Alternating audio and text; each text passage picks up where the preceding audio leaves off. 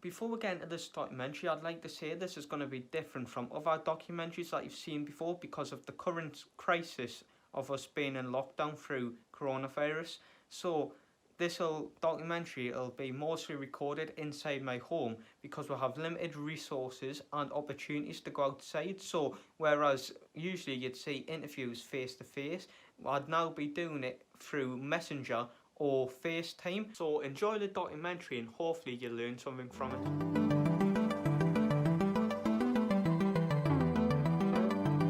My life is social media, personally, professionally, and academically.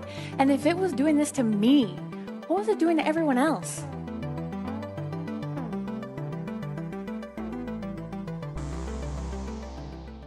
Hello, my name is Mason and today I'm going to be bringing you a documentary on all about how social media impacts the mental health of teenagers and the effects of that. Throughout this documentary I'm going to be doing a wide range of interviews with people from different age groups, social backgrounds and people who may know a little bit more about social media. So I'll be doing it with people my age, some people that might be in the public and also a professional. We will learn from them along the way their own experiences and opinions about social media and the impacts on mental health, and hopefully by the end of this we'll have an idea of what it's actually like and maybe we could make our own opinion on what we think about social media and the links to mental health with it.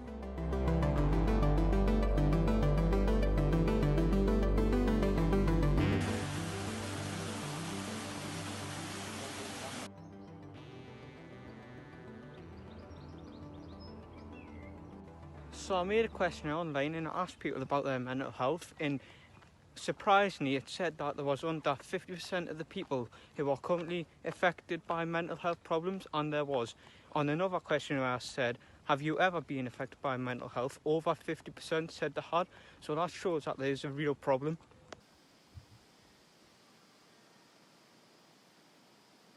So recently I've been doing a lot of research on how social media is impacting the mental health of teenagers through sources and a questionnaire that I posted, and I found that a lot of teenagers would rather use Instagram and Snapchat over Facebook, which is used by adults, and that Instagram has noticed this and they've started to remove the exact amount of likes away from people's posts, so it stops cyberbullies online and it also stops the competitive nature of people because they cannot say the exact likes anymore. They'll either show 1,000 or 1,000,000.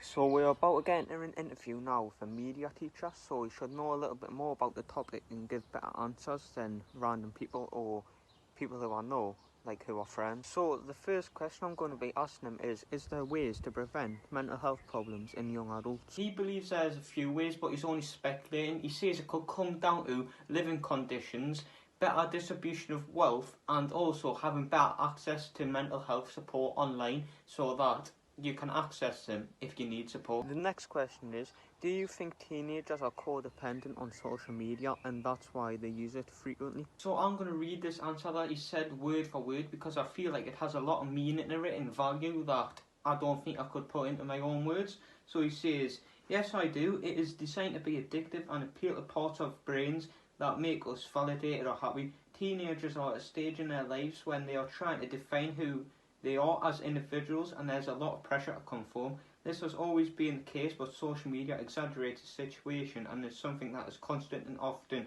cannot be ignored. The third question is, do you think Instagram will remove the amount of likes you get on posts and what effect will it have? He thinks it's a good idea what Instagram's doing because it is helping people online that may be feeling insecure, but he believes that Instagram won't go the full way with this because it is a staple of their app and it'll look weird without it, and also it's what brings the audience in because they'll be wanting to get likes, and if there's not likes on it, will it maybe draw people away from the app because they're not getting rewarded for what they're posting? Then finally, the last question is a little bit of a personal one, and that is, how dependent on social media are you? He's not very dependent on social media because he says he was born in a time when social media wasn't around, so obviously he wasn't on it every day. So when it actually was created, he was able to go on it, and if he thought he was getting dragged into it too much, he could just switch it off and delete the app. And he also says that he finds it embarrassing sometimes because it could make him vain, and also he thinks it's false. So, like, people post stories, etc., where sometimes they're faking it and just trying to look happy and show off to their friends.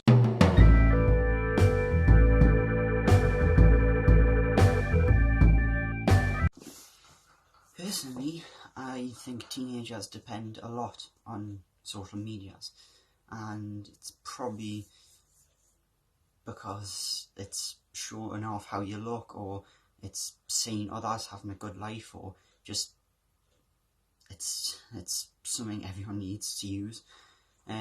Even in the Play Store, Facebook has over 5 billion downloads, Instagram has over 1 billion, and so does Snapchat.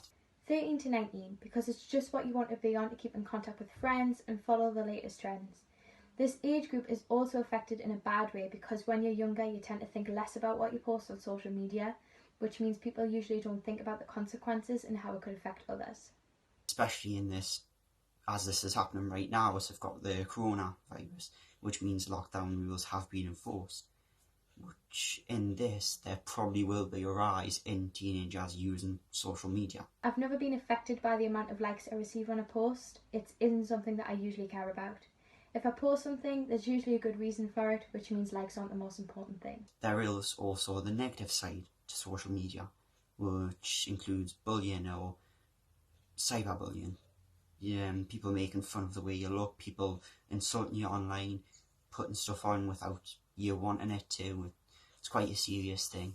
Although only 23% of people suffered from cyberbullying, it still shows that there is a problem, as there should be no one who suffers from cyberbullying. Thank you for watching this documentary, and through all of the information that we've been through, hopefully you've learned something new from this and that you can take something away that you didn't know before, and that may reflect on you or even change your opinion on how social media impacts the mental health of teenagers. Throughout this documentary, we've been through many different people's opinions and experiences on how social media impacts the mental health of people, and through this we've been able to get many different perspectives. If you are currently going through any mental health problems, even if it doesn't involve social media, please, at the end of this documentary, I'm going to be putting up some phone numbers. If you need help, contact them. Thanks a lot for watching. Goodbye.